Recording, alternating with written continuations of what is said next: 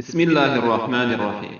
موضوع این جلسه حکم صدا زدن فرزند پدر را به نام و صدا زدن زن و شوهر یکدیگر را به نام و حکم چند همسری در اسلام. سخنران حافظ امان الله خند یلمه. الحمد لله رب العالمين والصلاة والسلام على سيدنا سيد الأنبياء والمرسلين وعلى آله وصحبه أجمعين. محترم مسلمان oğlum, bu celsede iki mevzu hakkında inşallah konuşacağız olmakçı.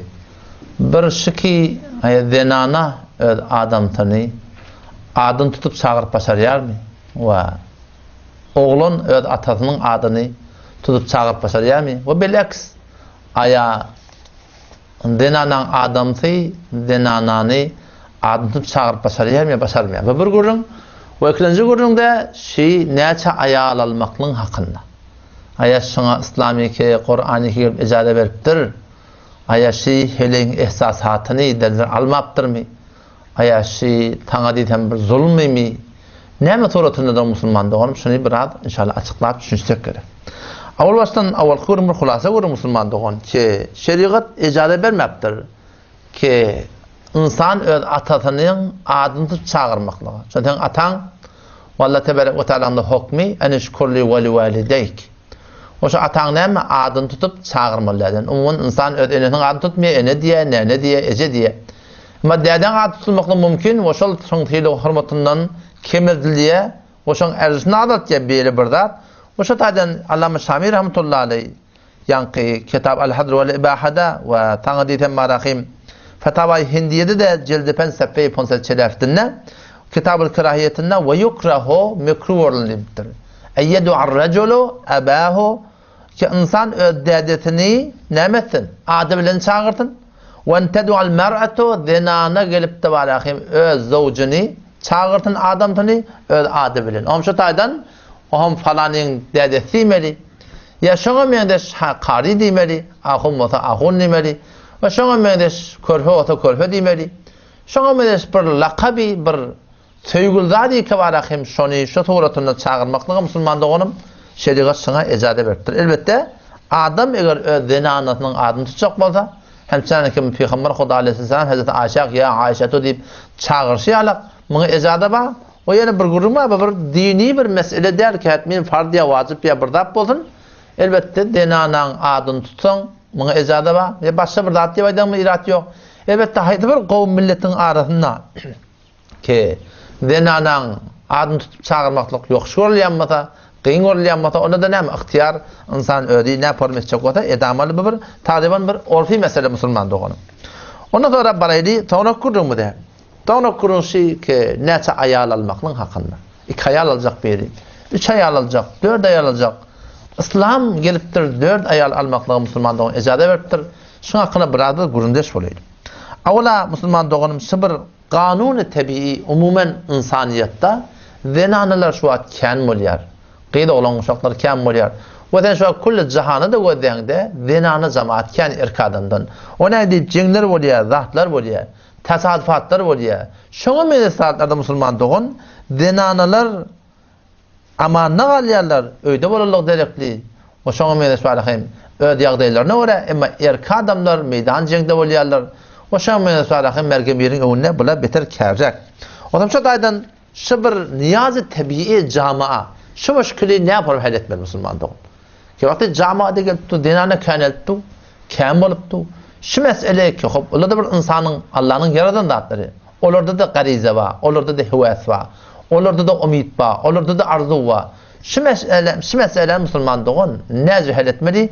İslam geliptir şuna rahkar veriptir. Elbette burada bilmeklik kavi ki İslam gelmeden önce de bu kanun bağmıştır. Yani İslam geliptir mi ne veriptir? Şunu ortam yana tedid ediptir bir kanun çarçuva talqiptir. Mesela ki tefsir tebirde gele kana raculu fil cahiliye yetezevvecu al aşra. Cahiliyette kabla İslam'da adam olurdu diye 10 ayal alırdı diye. Peki gelip bu gurrunu İslam'ın üstüne oklamak doğrudaki İslam şeyle burada icade vertiriyor. Bir İslam'dan önce Müslüman doğanın Bağdat. Hemşire ki Meşkat'ta da geliyor. Ki Gaylan diyen bir adam aslama ve tahtehu 10 nisve. Bir adam Gaylan adlı ki 7 yaşta da 10 tane ayalı varmıştık. O zaman sonra Müslüman mı oldu diye. Peygamber Huda Aleyhisselam anlatır emsik 4'ün taklamaklığı icade ama galallarını kullen talak bir juda etiptir. Biz musulmanlığın avvallan kan ayal almak İslam'dan ne uça bağ atmıştık.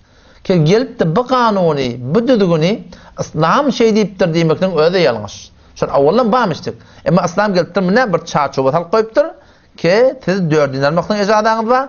Ve dördünde elbette ne Müslümanlığın öz hakkında has bir kanunu var yani. Hem ki Allah Tebarek ve Teala sünneti fe in khiftum alla ta'dilu fawahidatan. Eğer 2 ayal alıp 3 ayal alıp 4 ayal alıp eğer siz korktuğunuz kimin adalet riayet edebilecekke, doğrudur bilecekке, pes istada Allah Teala fawahidatan bir deyiptir.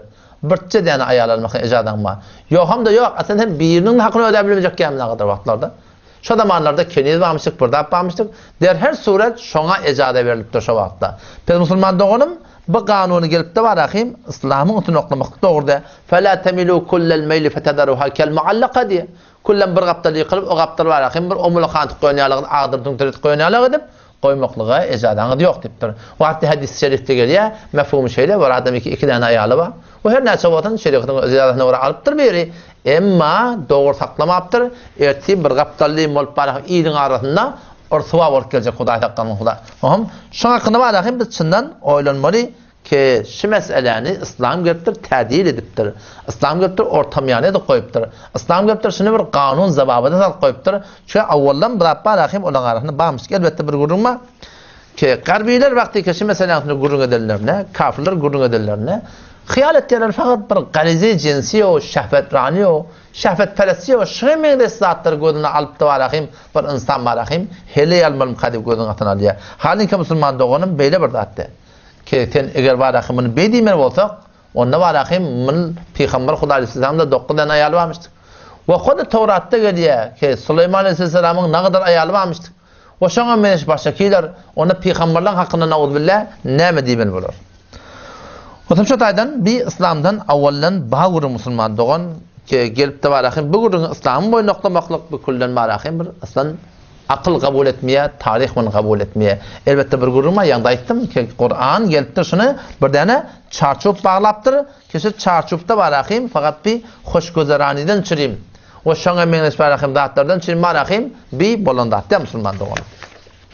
Otam şu taydan eğer bir sürü adamlar geldiler malına dayanıp hava havasına giriftar olup şu Tevrat'ın 2 ayal alıp 3 ayal alıp mınarını idalet raftar etmeni birini gözlemeni birini inlemeni iyinin arasına ortuvaçılık iyinin ne eğerli ne eğersiz ne başlı ne başsız olup da şu Tevrat'ın ne gidip ya Müslüman doğan ten bunu İslam'ın adına koyma Kur'an'ın adına koyma dinin adına koyma la Müslüman doğan belki şibir iştibai ki bir adı Müslümanın biri şunu ediptir erti kıyamet günü onun halı vay olacak Huday takkatın. Şu taydan şunu şeyle düşünmeli. Elbette bir gururmanı şunu ne gururuna deyildi ki İslam geliptir icade veriptir. Ne mi deyip şunu icade veriptir. Ayarlı olmaktan sorulayan da ki geltin madaki birinin denanatı olup barıptır birinin oyuna. İnni şu öydeki denanala bir hiç onvan umumi suratında hatta Türkmen ilin arasında kabul edebilen akla ki üstüne biri gelsin talaq almana radi ayrışmana radi üstüne adam getirecek adam Müslüman doğun ve şun öde bir uluqam bir şol adamlan imanı zira suala taliyanda o burada appavada bir edaletimiz kabul edem da zulmü kabul edem da Taňa diýsem baran şeriata dogurdurman bir gapda yıkılmakmy kabul edem da emma vakti Kur'an gelipdir burada icade beripdir o sen icade berilen da adım Müslüman Kur'an bizim kitabımız Resulullah Aleyhisselam bizim peygamberimiz deyip de şu meseleni inkar edip yok böyle burada olmur böyle olacak kısım men talağım olacak falan edecek men ayrışacak men gidecek iyiliğin arasında ortuvaçılık onun bunun yine gurun etkilep berdiniz şu Müslüman doğan dedin imanın hatırlayanda eğer tüşünü inkar edip kep diyen bodan ha falani alıptır doğru saklamayanlığı direkti var ahim senin hakkında var ahim nezerin fark etti köşen doğru saklamalı ama doğru saklayıp turatında var ahim bir adam başaracak bu da var ahim şunu gelip de var inkar etmekle Müslüman doğan insanın imanı hatırlayanlar katısından çekilmeli korkulmalılar elbette şunu guruna değil ne mi deyip İslam götür icade verdir aya fakat garizi cinsi direkti mi fakat şehvetrani direkti mi fakat şu mesele direkti mi yanında başta da ettim ha eğer şu mesele olsa onunla avval baştan marahim Peygamberimiz zirüsü aleyhi ki 9 tane ayal varmıştı ki Peygamber Hudaysa'nın naudu billah teni Müslüman İslam şuna icade veriptir. Ne mi söyleyeyim? Şehvetraniden şimdi diyem olsak, şey deyip düşünsek, ondan ağıl bile Peygamber'in hakkına näme diýme bolar? Ve her kim Peygamber hakkında şeyde bir gümen etse musulman dogon, ol adamı musulman ip bolmaýar. Tam şol 2 ayal almak ya 3 ayal almak Peygamber Huda aleyhisselamın ödünün edelligine görün yok. O sahabalar da ettir. Omundan goňda Allah tebarek ve taala o da ejade beripdir. Ama musulman dogon İslamda her bir amaldan için bir şerait bar. Her bir iş alana kam fard diýip edip bolmaýar, her bir iş alana wajyp diýip edip bolmaýar, sünnet diýip edip bolmaýar. Belki teşe fardı bitecek olan fardın şeraiti var. Teşe fardın şeraitinde bolmasa şu fardı bitirip bolmaýar. Belki sen günahkar bolýarsyň. Wajybyň şeraiti var. Alakam burada wajyp demesin etjek da wajybyň şeraiti var. Işığa oturup wajyp etmeýän okuymallymy? Hawa şun şeraiti var etmekdige. Peygamber Hudaýdan şunu 2 ayal 3 ayal almaklyk ödünden bir ummatyna barakym bir tertip goýup da barakym şunu etmekdige ejada Allah tebarek ve taala şunu ejada beripdir. Emma nämitdir? Eger fe in khiftum alla ta'dilu eger gorksaňyz şu Allah'tan beri ejada beren dadyna fe wahideten bir çejiğin dipdir. O birini ötenden gelmeyecek mi? Ev ma melaket eymanukum ya kenediňiz dipdir. Adam şu taýda musulman dogon şunu bazen jamaada görünýär ki Peygamberin sünnet diýip şuna agram berdi. Peygamberin eden işlerine görünýär ony. Yöne şıl alanakan belki ahdi sünnetlerden ne? Ki her kim marahim biduni şerait barahim bir etjek wagt edibersin. Her bir adamın hüddetinden gelsin. Onda bir sürü şeraitler var musulman dogon şol adama şol iş jawazı var etmekdige. Şol adam ki şeraitleri var. Şol adamı ejazı var etmekdige. Her bir adamı ki gelip 2 ayal almak ya şoňa 3 ayal almak ya şoňa her bir suratında bolsun. Şeýle bir zat etjek bolsa ki şerait şonda ýok musulman dogon şol adam gat'an ödüde günahkar. Hanımadany günahkar etdi. O sebäpden şo jamada gördi da nagdyr hanımada şoňdan çaşyk ketip berler, oglan uşaklar goýramyr ketip berler. O izinnäki awal ayal galygly ne äri bar ne äri ýok. Men bir zat gözüm bilen jamada görýän musulman dogon. Ondan sonra geleyli ki arada da bir dostolarlaryň stada biri bar, 3 tane ayaly bar. O zaman teorenäki ayallar ondan sorapdylar, "Sen näzire gelip ýarsyň 3 bolup? O 3 günden teňe gelmeli. Sen ne yaparsın çydaýarsyň? Ne yaparım gedýärsiň? Ne yaparım sen ýüregiň dolmasyn şol gaýgy gelip ýarsyň?" O denana imal denana elhamdülillah tanışymda görä, gaw jogap beripdir. O diýipdir, "Men ki eger gelse 3 günden gelýär. Adamlar we denanalar we adamty ölegüli, 1 ýyl bolagly, 2 ýyl bolagly, 8 ýyl bolagly, ömür saýy bolan geljekkä. O men ki 3 günden gelýär" diýipdir. O 3 günden gelmeklik de fakat barak gije yatmaklyň görüňi, gündüz haýty bir ýerine salam barjak bolsa, aleyke barjak bolsa, halokat barjak bolsa, bary bermeli. Gije galmalýan görüň, ýanyna bolmalýan. O fakat gijen görüň musulman dogon, gündüziň marahym sen her gaýtyň ýanyna salam ähwal porsiýa, barjak bolsaň bary bermeli. O diýipdir da men ki eger 3 günden gelýän bolsa, bu müşkili bu gabil hallipdir. Denanalar bar 1 ýyl, 2 ýyl, 3 ýyl ne çeýlap otyrlar. Ki adam görənak, adamty ýok. Muntazir diýsen muntazir adamty ýok. Gelir gödeşem bilen ölüpdir geljek ya. Olar näme etmeli musulmanlar? Olar ne yapalım ýagdaý bolar? Otam şu taýdan wada sen bir derzer söýdi. Bir denana bar. Adamty aýrylypdyr tesadüfde. O şoňa meňdeş meýdan jeňde, o şoňa meňdeş haýdy bir dap bilen öz ajalyny ýokda aýrylypdyr. Edinden 3 tane çagazyk galygly. Inne şu aparahim şol ýekiji ödi ýaşap ketdi. Tesawwur etdi başak goýan. Fikret bir ýallagyny adam taýrypdyr. Bir her surati 3 tane çagazyk galygly. Inni adamty ýok öýde. O wagt nämetdi? Aýallagynyň öýüne gitdi. Aýallagynyň adamty bar. Ten aýallagyn, ten gawşyn şaşyň satlary. Keşo taýda denana adam, denan aýallagynyň adamtyny görüp näme hyýal kellehine geler? Ki aýallagynyň adamty gelipdi, çaý içipdi, salam beripdi, oglan soň oýnaşypdy, şok edipdi. O denanyň ýüreginde näme geçer musulman dogon? Şu bir oýlanşmaly zat ýani. Ondan sonra da bar ahim. Ki wagty ki bir ödi ten hawlya denany öýde, gejede görümde garanky bir zat. O ne kadar müşkilat bolýar. Ne kadar narahatlar bolýar. Ente bir agyrda beýle düşürjek bolsaň, deferekden bir zat aljak bolsaň, dükandan agyr bir zatlar getirjek bolsaň, şular kim etmeli? Şu denana tüýlenip barahym şu işden hemmetini ten musulman dogonum ödetmeli. Ondan sonra barahym ki başka bir cismi taýdan öde, fikri taýdan, ruhi taýdan adam darık ýardyň. O ne kadar müşkilat daşlaryndan kepdir edip barahym kep gurundur etýärler. Şada bir ýürek töýdüň boşatmana, oturup direktleşmäne, fikirleşmäne, aýa bir denana, bir adam gerekmeýär gerekýär musulman dogon. Ondan sonra bir perde gurunga diýdi. Garizi jinsi müşkil bolanda. O bir Allah'tan bir tabii koyan zady. Şunu ne etmeli? Şunu yaparım ödün erza etmeli. Şunu yaparım marahim bu maruf sukunu araması gelmeli. Ya ondan sonra var ya bu tada ne etti? Diyenin oyuna var ya. Ne çoğun getin şu tada. Oğlanlar çiğ çağırdı. Qıyıq çıkıp tolla. Narahat tolla. Dere çıkanım ne de kaydı geliyor. Evul ay neme otamda bolayın. Ödüm bolayın ittah nemti. Evul öne geliyor. Qaynatan önüne gelse o tada hemisi zidir nazar nemaha. O ne yapıp otursungi, tursungi. Şoňa meňdeş. Oğlancıklar bilir täze edecekler. Zat edecekler, təsirat edecekler, molla okuyacak, danışga okuyacak. Şedenane teketen ha öyde olmalı. Ne kadar harcı tapmalı. Näme desin şu oğlanlarım ekleyin. Bir adam edeyimdi. Müslüman doğan yani o da ayarlığın ten ödünü şoň yerine koy. Tesabat başta olada adamın ayılıptır. Ne sen oğlan ten bilen galyptır. Indi sen ömür saya şey dip oturmalı bolsaň. O şey ten muşkul näce hal bolmasa da. Sen ne kadar denalar otuşu var. Adam tayılıptır. Jawan 20 yaş. 25 yaş, 30 yaş. O müstada näme yaratpa ki gelip de barahim ten öz zindigini bir musulman doğanın bilen bölseň, şoň muşkule hal bolsun. Ne kadar gurur, tekebbür dämahim, şaýalak bir ulukon ödü bir ödün yaşap berdiň. O bir bennede bir böwürde, görende salam aleykum ve aleykümselam. Oň ne kadar muşkulatlar we narahatlylar bar. Keten gelip de barahim zindigini şo bilen taksim edelim bilen. Hiç bir muşkul tapajak ya musulman doğan. Muşkullan hemmeti nerede? Şu ýüregiň üstünde. Razi bolan akla. O ham şonun için birbirini yamallap kep gürüm devlet ketip geldi. Aya birden ana iki var 20 yaşında, 25 yaşında, 30 yaşında şu suratında var adam tayıp tura ebed şeyle olmalı. O öz muşkulatı cismiyeti bilen, muşkulatı maddiyeti bilen, muşkulatı fikriyeti bilen, muşkulatı ruhiyeti bilen. O şoňa mezatlar bilen. Aya şol denane gelip oturup fikretmer mahim ki aga bir kul almaklık hiç ecada yok diýilen bolsa. Şo denane diýerdi ki bu näce diýin biziň dinimiz. Ki doğru mu adam Allah'tan mukadder ettir, dünyadan gidiptir. Eni men ömür taýy şeydi kesmel musulman doğan. Şo qat'an eger suratynda bolsa barahim, şol İslam'a at takar, Kur'an'a at takar. Ne kadar hotkahi ki zenanalar fakat kim görüyor? Ödün görüyor musulman doğan.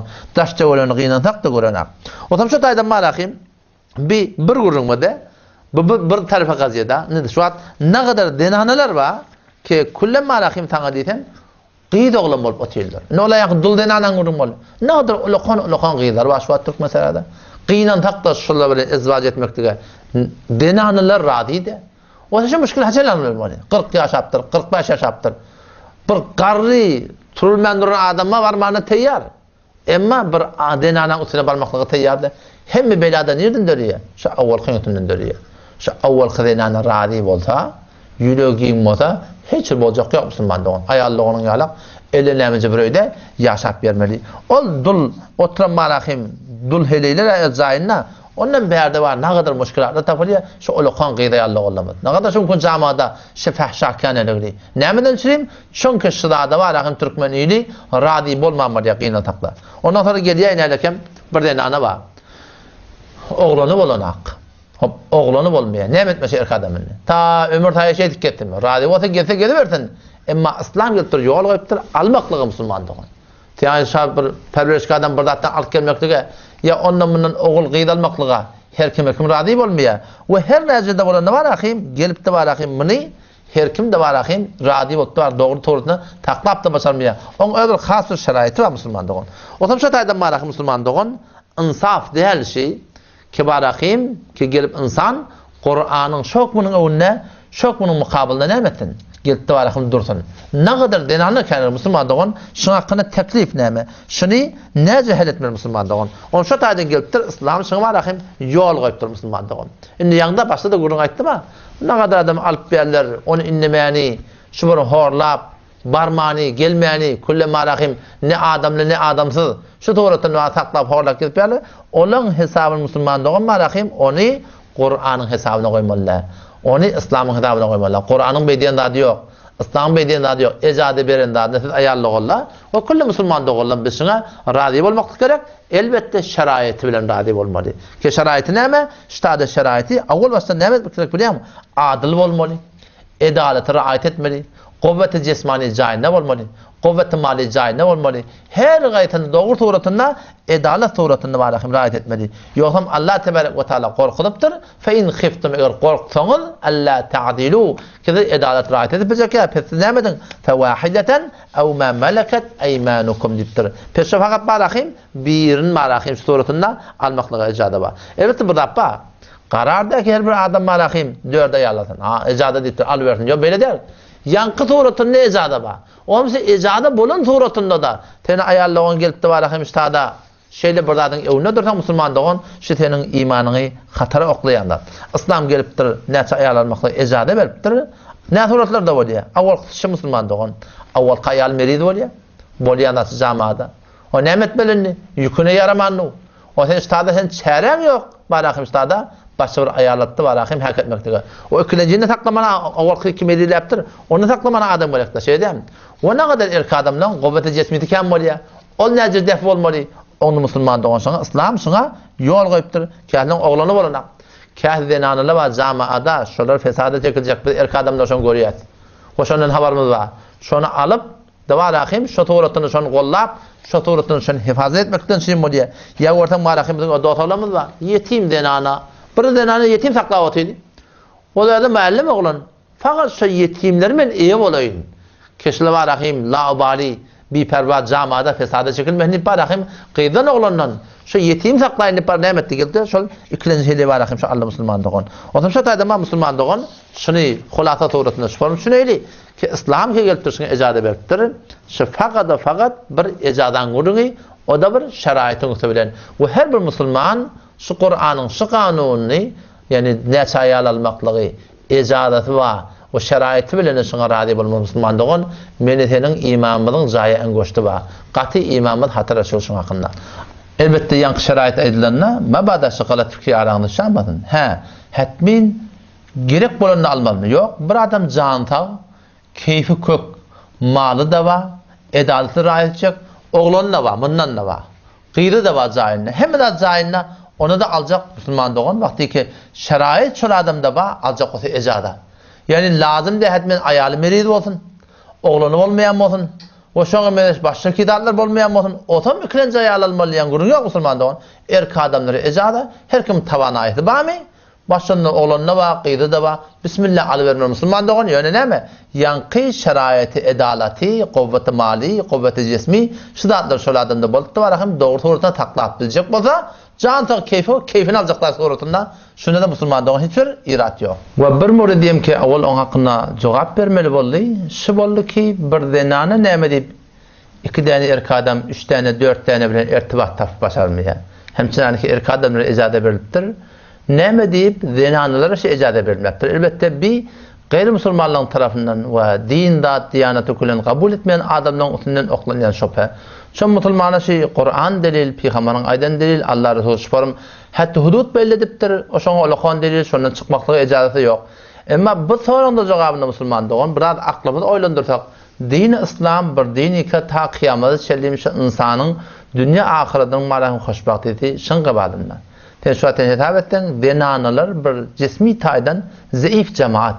Ve umumi suratında teşvat camiada görülen dağıtçı ki bir zenana bir erkek adamın fikri, ruhi, cismi, hanavadaki içtimai meşgulatlarını dettin bilece arkalaşıp barahim, dettince bile barahim şovalan barahim yolda sorup vereni tapmaklık adanrak.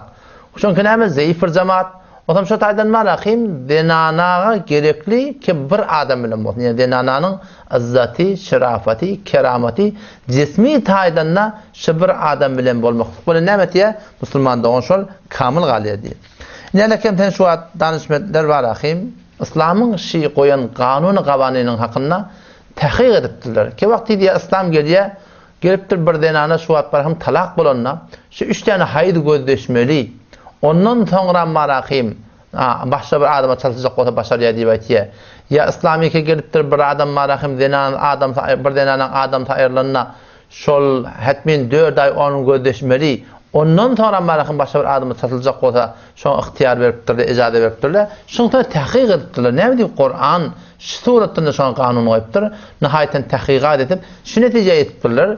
Kişi denananın vücudundaki spermi ki erkek adamın üstünden şunun vücuduna tezrik bolýar. Şol sperm eger şu denananın vücudundan çıkacak olsa 3 ay çelliğin vakt alıyor diye. O vakti ki bir denanan adam tayırlanına. Çünkü adam tayırlıptır. Muhabbeti şuna biter. Kam bulan yüreğinden çıkyança şu 4 ay 10 gün vakt alıyor. Şu kamil rahimi, kamil arasalantıda nemetin başka bir sperm, başka bir şotoratında malakın vücuduna başka bir adamın türen malakın tezik bolmaklığa da amadaki tafta nemet yedi. Şunun cismi, ruhi, fikri tayda Müslüman doğan malakın şunun öd khayri salahını. O şu taydama danışmetler şunu tahqiq edipdirler ki denananın vücudi şeyle bir vücudi ki Kur'an Allah Tebarek ve Teala indirdi. Şun doğru öz vücuduna göre hüküm verdi. Onun şu taydana Müslüman doğan şunu yani aklı taydana etdi bir gurun etdi. Ondan sonra da bir yerde bir gurunma nesep deyip bir gurunma insanı ki sen kimden bolon, sen kimin oğlu, sen kimin gıydi.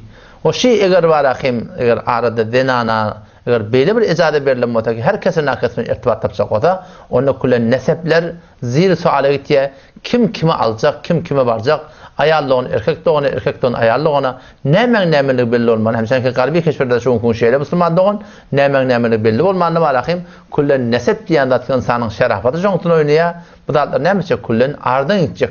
Ardan gidecek. Hem sanki şu an Türkmenin ilin ardını görüyorsun ki bir hamana kul gurnak diye birdat diye şun intecik barakim inatat belli de olsa şonu var ahim ne metedi etikliyerli pesliyerli şunu şahsiyetime iterek görüyor. Ondan şu taydan İslam gelipdir Müslüman doğan şu zatlar var ahim arat alıp da şu zatlara cevap veripdir. Esselamu aleyküm ve rahmetullahi ve berekatuhu.